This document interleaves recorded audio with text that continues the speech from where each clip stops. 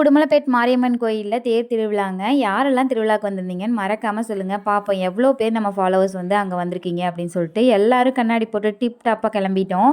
நான் LKG, UKG two 12th வரைக்குமே சென்னையில தான் படிச்சேன். தேர் பார்க்க வரோம் அப்படின்னா, இந்த டைம் எக்ஸாம் டைமா தானே இருக்கும். எக்ஸாம்ஸ முடிச்சுட்டு அவசர அவசரமா நைட்டோட நைட்டா கிளம்பி இங்க வந்து தேர் பார்ப்போம். அதெல்லாம் தான் எனக்கு ஞாபகம் வந்தது. இன்னைக்கு பொள்ளாச்சியிலேருந்து நாங்க இங்க வரும்போது என் ஹஸ்பண்ட்ட அதெல்லாம் சொல்லிட்டே வந்தேன்.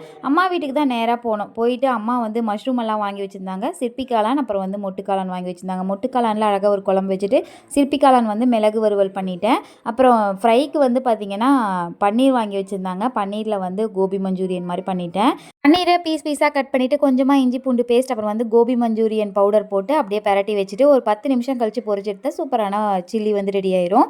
எனக்காக ஸ்பெஷலாக இனிப்பு மாங்காய் செஞ்சு கொடுத்தாங்க. என்னோட ஆல் டைம் ஃபேவரட் இது. இதாங்க மொத்த டிஷ்ஷு. நாளைக்கு தேரோட பார்ப்போம். மறக்காமல் நம்ம வீடியோவை ஃபாலோ பண்ணிக்கோங்க, இல்லைனா சப்ஸ்கிரைப் பண்ணி வச்சுக்கோங்க. பாய்.